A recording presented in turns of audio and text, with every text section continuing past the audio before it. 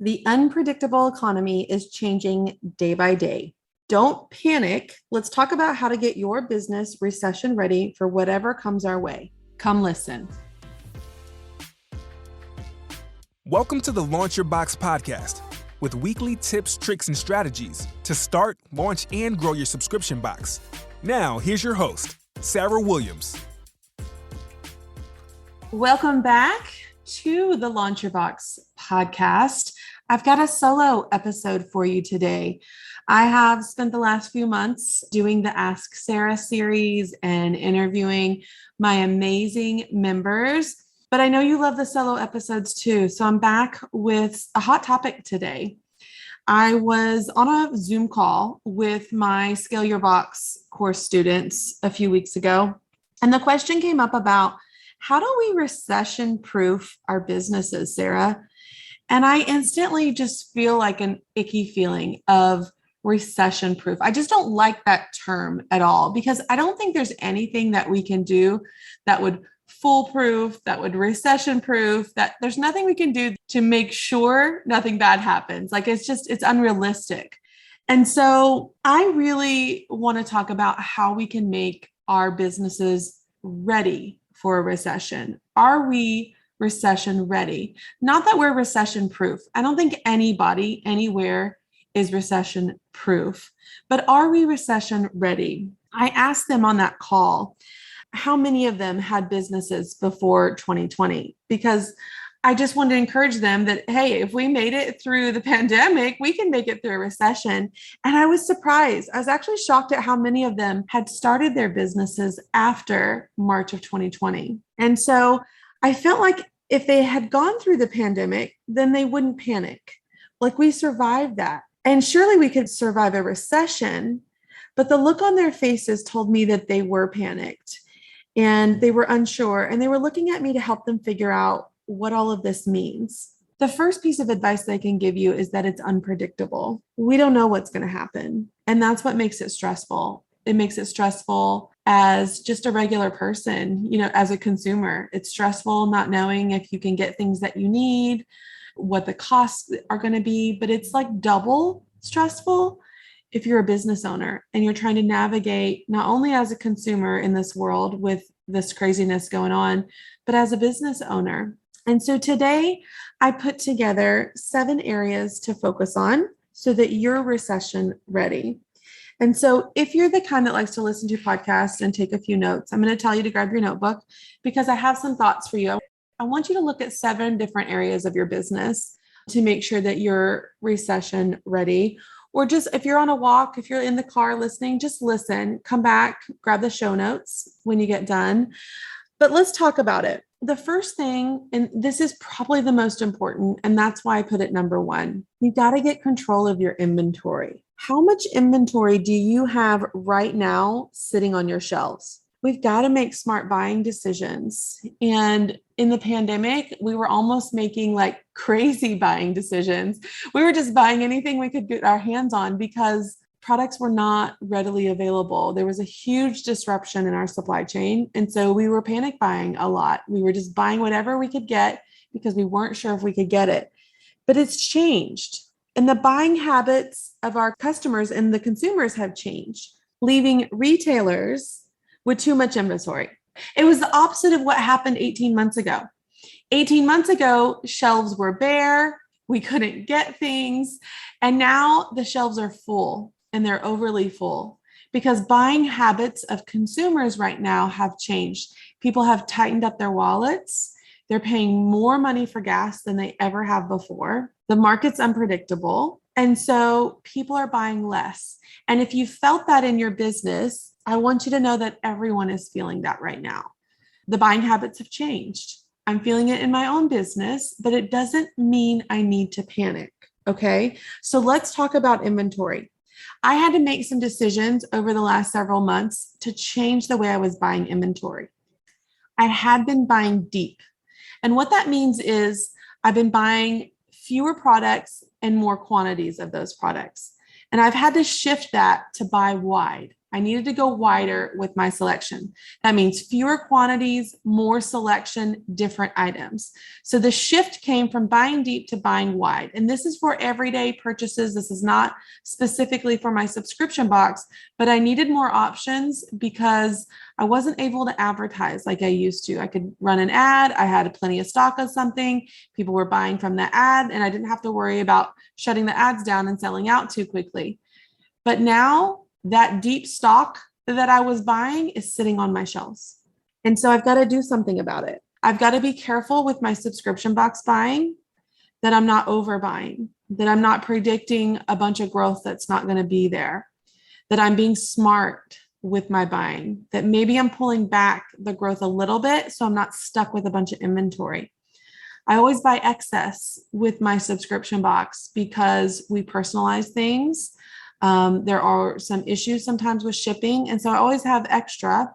And I have never really had issues with that. We always sell the extra, but I need to trim the excess right now. I don't want to be filling my shelves with product that's not selling right now, because that's going to hurt me in a lot of different ways. So I want you to think about how much old inventory that you have sitting on your shelves right now, and we've got to liquidate it. And we've got to come up with a plan to liquidate it. And I want to give you some ideas so you can start thinking about it. If you've got product that's been sitting there for 6 months or longer, we need a plan to liquidate it. Okay. We could do a warehouse sale. We could do some giveaways, like do some bundles and sell some giveaways and put a sales funnel on the back of that giveaway to sell some of the product. We could do some BOGOs, buy one, get two, buy two, get one, something like that. We could have an end of summer sale. We're in the middle of summer right now. We could plan an end of summer sale and really liquidate some stuff. Something that's been working well for me is taking some of our excess inventory and creating bundles. So putting 2 or 3 pieces together, creating a swim bundle, creating a summer fun bundle, creating a self-care bundle. These would be different price points from our subscription, but we're bundling products together.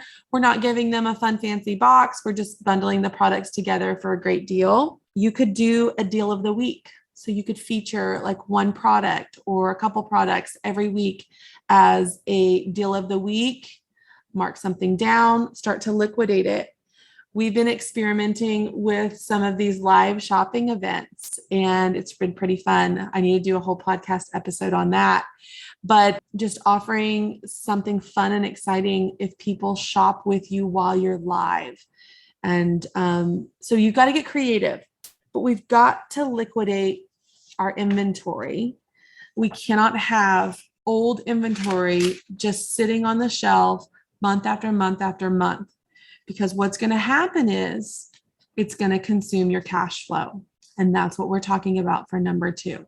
So number 1, get control of your inventory. Number 2, we've got to understand our cash flow. If you started your business in the pandemic, especially if it was online business, you probably had rapid growth. E-commerce was just having all the fun in 2020 for businesses. And we grew rapidly. And we didn't necessarily look at all the data because we were just growing, we were making money, we weren't concerned about it. And so now we've got to really analyze our cash flow to make sure that we're set up long-term. What I want for you and what I want for everyone listening is that our businesses are long-term sustainable businesses. It's not a fly-by-night.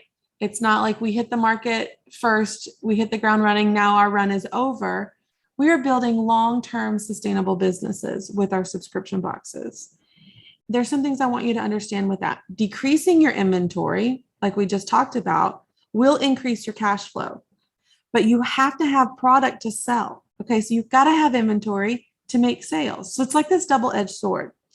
So I want you to really understand the rate of your revenue versus the rate of your expenses. And where we get into this cash flow issue is when our rate of expenses is higher than our rate of revenue. And then we feel like, okay, well, I'm making all this money, but where is it going? We need to have a profit and loss statement every single month. So if you do not have a profit and loss statement, you've got to have that every single month so that you understand what is coming in and what is going out. If you don't know that data, you don't know what to fix. So if you're using QuickBooks or you have a bookkeeper, you should very easily be able to generate a profit and loss statement for your business every single month. It's important to know that. And I know that a lot of you that listen to my podcast are creatives, and in our brain, we just want to make the things and sell the things. And we don't want to get wrapped up in the analytics and the data, but it's not smart. It's not smart business to not know what your expenses are versus your revenue and where your profit margin is at the end of the month. There are a lot of things you could look at when you see your profit and loss statement the very first time. You're like, wow, I didn't realize. And you can make changes and you can fix things and you can streamline your expenses and you can increase your cash flow. Because if you're feeling that strain at the end of each month and you're not looking at a P&L statement every month, I'm going to challenge you to do that. The other thing that I think will help with your cash flow, I know businesses are growing. We need equipment. We need to replace old equipment. I just bought some new equipment for my own business, but I don't want you to buy new equipment and pay for it in full right now. That's not a good decision right now. If you need to finance that with a small percentage rate to keep some of that cash flow in your business, that's my recommendation for you right now. I am 100% the person that says pay off your bills and do not carry debt. I'm the one that will pay off their house instead of having a low mortgage payment, a low percentage on a mortgage. But right now, when we're getting recession ready, you don't want all of your cash flow tied up in one piece of equipment that you've paid for in full. So if you have an option to finance that on a low financing percentage, I'm going to recommend you do that right now so that we can keep our cash in our bank because we're going to need it. We need to be cash flow positive right now. And we don't know what's to come. We don't know what to expect over the next year. So we don't want all of our cash flow tied up in one piece of equipment and it's not easily accessible to us. The other thing that I want you to understand with your cash flow, and this is really, really important, don't wait until you need cash to have a backup plan, okay? And so what I'm talking about is, do you have a line of credit? Do you have working capital? Do you have a business credit card or access to a short-term loan? If you don't have any of those things, now's the time to set those up for your business so that when you need them, you're not stressed out about how you're going to get it. If you don't need a business credit card right now, it's okay. Go ahead and apply for one. Go ahead and have one so that when you need it, you have funds available. If you don't have a line of credit, the great thing about a line of credit is that you don't pay on it unless you're using it. Same with working capital. You're not paying for it unless you're using it. I'm not saying go take out a loan and stuff all that money in your bank account and then you're paying loan payments. I'm saying have an option that when you need some cash, when you need some credit, you already have done the work. Apply for something now before you need it. The other thing that's important is having terms. So when you put something on terms with a vendor, you don't pay for that until that term is up. So vendors that you've built relationships with, they can set up terms for you with your product. So with your purchase orders. So it can be net 30, it could be net 60, it could be net 90, it could be lots of different scenarios depending on how long you've been a customer of theirs and what kind of relationship you've built with that business. But what happens is you don't have to pay for that product for 30 days, 60 days, 90 days, whatever that term is. So if you can get one of your vendors to give you net 30, that means they're going to ship you the goods right now.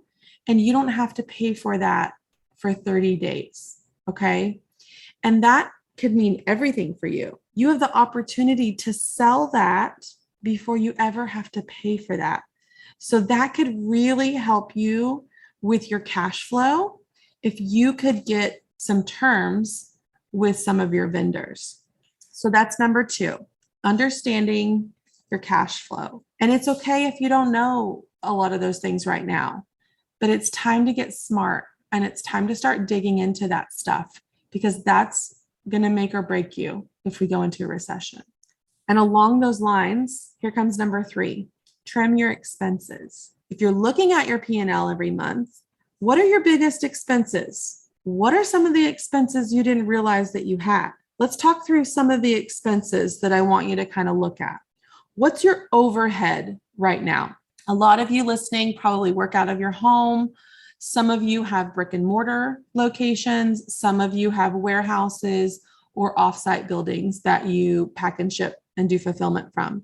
So I want you to really look at your expenses. When I look at like my expenses with my warehouse, there's simple things you can do to cut your expenses. It could be setting timer on my AC units to go up a few degrees in the evening. It could be renting out space in a brick and mortar store to another merchant to sell their items. You can make commission from them. They could pay rent to you. I want you to think about the overhead that you have and how you could trim some of that. Very small things can add up to hundreds of dollars every single month. Something else that I looked at with my bookkeeper recently, we went through my bank statements and credit card statements, and we looked at every reoccurring charge that I had. Am I using that? And is it beneficial to me to grow my business? And so what I found was I was paying hundreds of dollars for apps and software programs that I was not using anymore. And all we had to do was go in and cancel some of those. I mean, it was like I had done a webinar one time, and so I had paid for this webinar app, realizing that it was a reoccurring charge, but I wasn't using that platform anymore. So that was something that was like $149 a month, $149 a month. I'd been paying that for 7 months, not really realizing that I didn't need that anymore. I think that you could look at your email list, your text list. Have you done any cleaning and purging of those lists lately? Don't be paying for dead weight on your email list. Don't be paying for someone not to open your emails. Do a cleanup.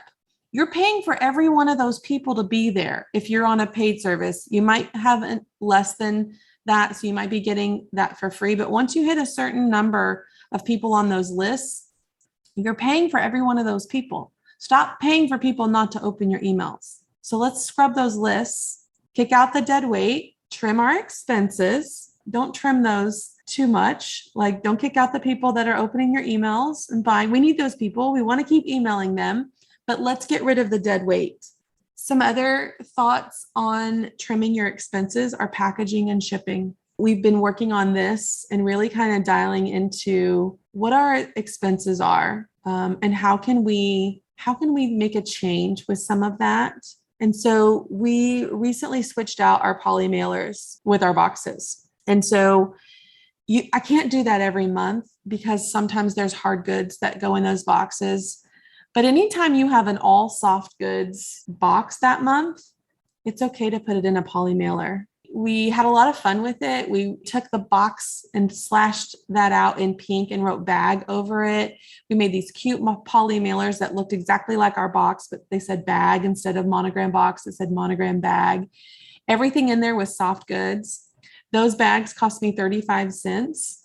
Our boxes cost me $1.97. So I'm saving $1.60 for every subscriber in that month, which equates to thousands of dollars a month. Now, I can't do that every month, or I sure would. I sure would make that change.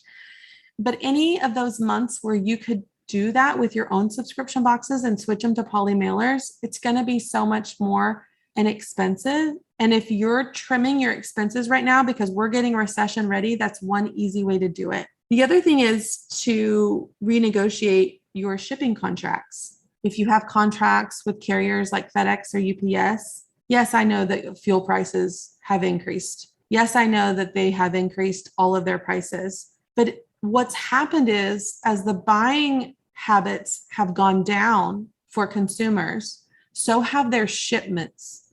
They're not delivering as many boxes as they used to. And so they need your business right now.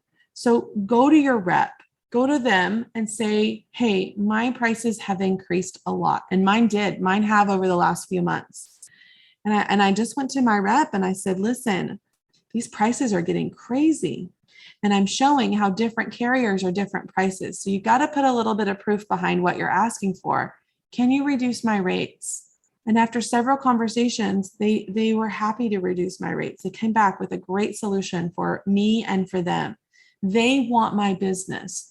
They want my continued business. I have reoccurring revenue for them. because I ship out so many packages every single month. Don't underestimate your power that you're bringing to other businesses with your reoccurring business. Okay. So can we save with our packaging and our shipping? I want you to analyze that. What is the true cost of your packaging right now? I want you to think about the box and the tape and the stickers and the shreds and the tissue paper, whatever you're using. I want you to look at that cost and see how you can trim that. I also want you to consider buying in bulk to reduce your costs. And this is kind of counterproductive because if we buy in bulk, it takes more cash flow up front, but it's reducing the overall cost of each item. So I don't want you to buy so much in bulk that it's going to take you 10 months to use it all. But think about 3 months, think about 5 months, buying in bulk, something that you use all the time, and see if that will help reduce and trim some of your expenses. We just have to get smart. We just have to start digging into these little different areas that we've just always been doing, and they've worked great. But how can we trim some of those expenses now so that we have more cash flow in our bank going into a possible recession? We've talked a lot about finances, so I'm going to shift your brain to thinking a little bit more creatively. Number 4 is get in front of new people. It's not the time to pull back your marketing efforts. It's kind of like investments, right? So when the war started a few months ago, I instantly was like, oh my gosh, my investments, I need to pull out. I'm worried about what's going to happen with the stock market. And it's really the same way. The people that went through the recession, decades ago, that just stayed the course, came out of it on top. And it's the same with like our investments. It's the same with our business. It's the same with our marketing. If we just stay the course, power through it, make smart decisions, we're going to come out of it on top. As gas prices continue to go up, more people will be staying home. So I want you to think about how you're serving your audience. Are you serving them in an educational way? Are you teaching them? Are you showing them how to do something? Are you giving them a skill? Or are you entertaining them? Because people will show up for all those reasons. Try a new platform. If we've been very consistent with our Facebook and our Instagram or whatever platform we're on consistently, try something new. Try YouTube, try Pinterest, try podcasting, try TikTok, try something new to get in front of a new audience. Get in their inboxes and their text messages. Don't stop the marketing that you can do for free. People are still responding to text messages. People are still clicking on their emails. Get in their inboxes. Experiment with your posts and your videos. People are so fatigued by seeing the same thing over and over again. We have to make things new, fresh, and fun. And so we come to this crossroads of being consistent, but also bringing something new to the table. We have to shake up the feed to get noticed. And if the feed right now is negative and worrisome, we have to be lighthearted and fun. We have to give them something different. So how are we going to take our businesses and be new, fresh, and fun with it? Try something new. Step out of your comfort zone, but don't stop. Don't stop marketing. Don't stop putting yourself out there. Don't stop serving. Don't stop showing, teaching, sharing. Restarting is so much harder. Don't stop. Get in front of new people. We can do this organically. We can do this with paid advertising. And I'm a firm believer that you need a little bit of both. So don't stop all your ads. Shake them up a little bit. Don't stop showing up on social media. Get in front of new people. Get on a new platform. Try something new. Number 5, create additional revenue streams. The people that are most successful right now have multiple revenue streams. Don't put all your eggs in one basket. Starting a subscription box can create real, sustainable, reliable income. If you already have a subscription box, I want you to think about expansion revenue. That's adding additional revenue to your already existing subscriber base. So if you sell a box right now and you only sell a box, how can you expand on their order and their experience? What's complementary to your box that you could sell to your customer? You already have the customer.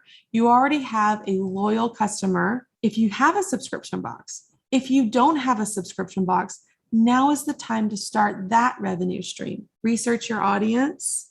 What do they want? What do they need? Fill a gap in the market. What's not out there? What are you bringing to the table that's different? I want you to really think about diversifying your income streams.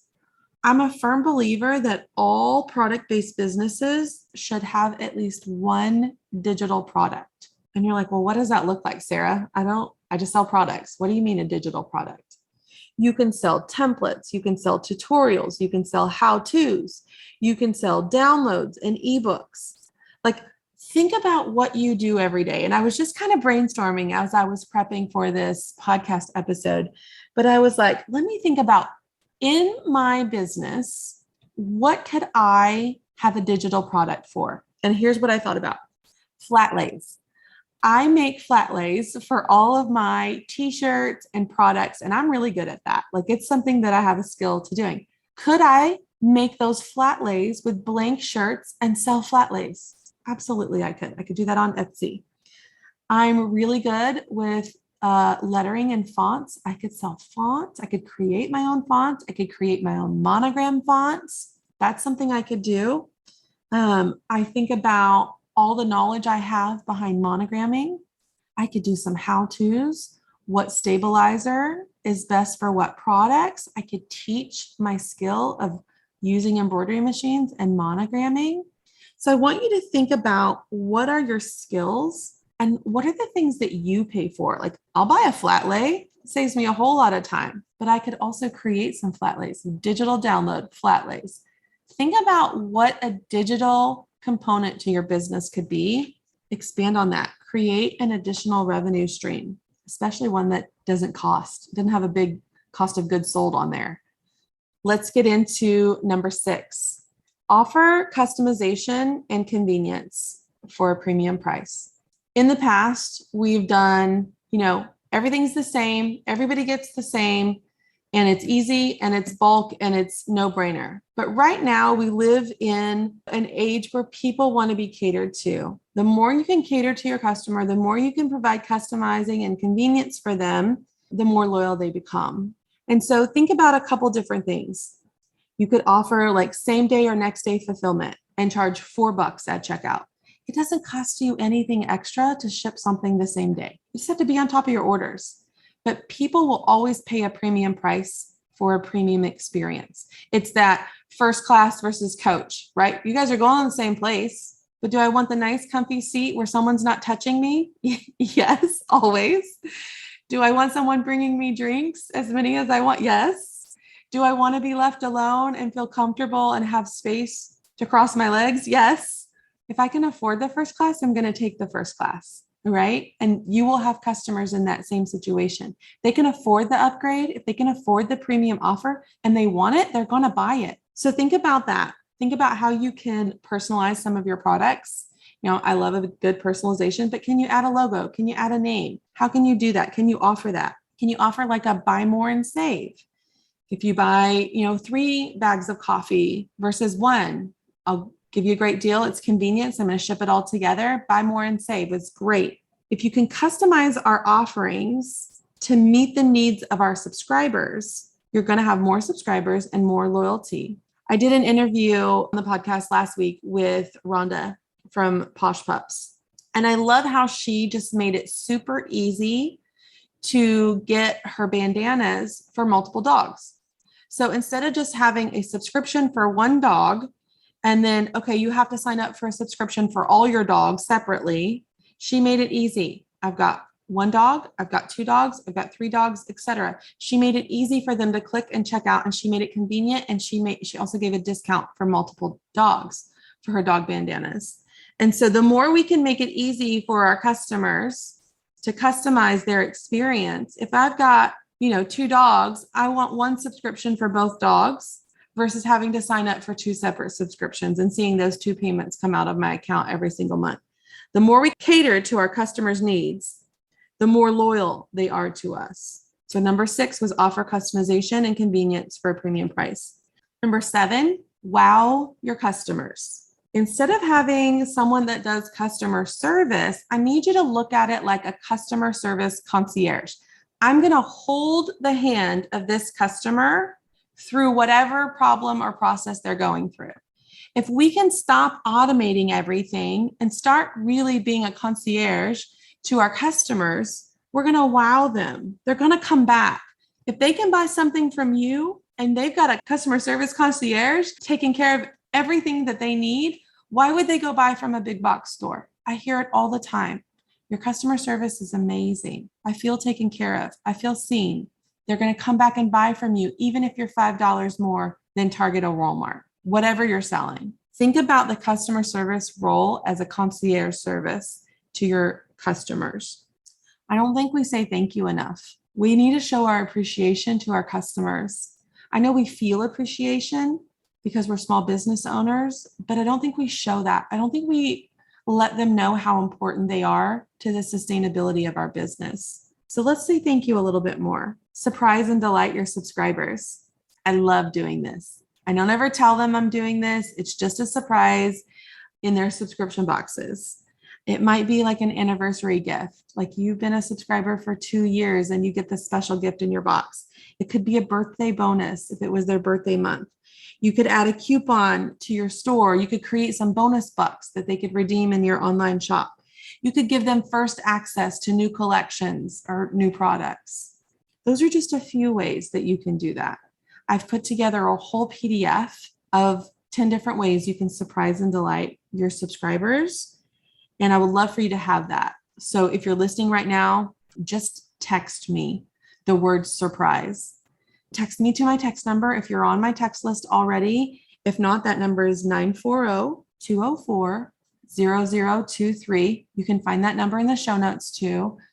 Just text me the word surprise and I'll email you over that PDF, 10 ways to surprise and delight your subscribers. There's a lot of things we can do that don't cost us a lot of money. The bottom line, we don't know what to expect. The last few years taught us to expect the unexpected. Don't panic. That's the worst thing that we can do. Spend time understanding the financials of your business and make educated decisions. Don't be afraid to serve and to sell during these times. We have to continue. This is what we do. Our business will not survive if we don't continue to serve and sell. And I want you to feel comfortable doing that. People want what you have to offer. The businesses that push through a recession will be the ones on top when it's all over.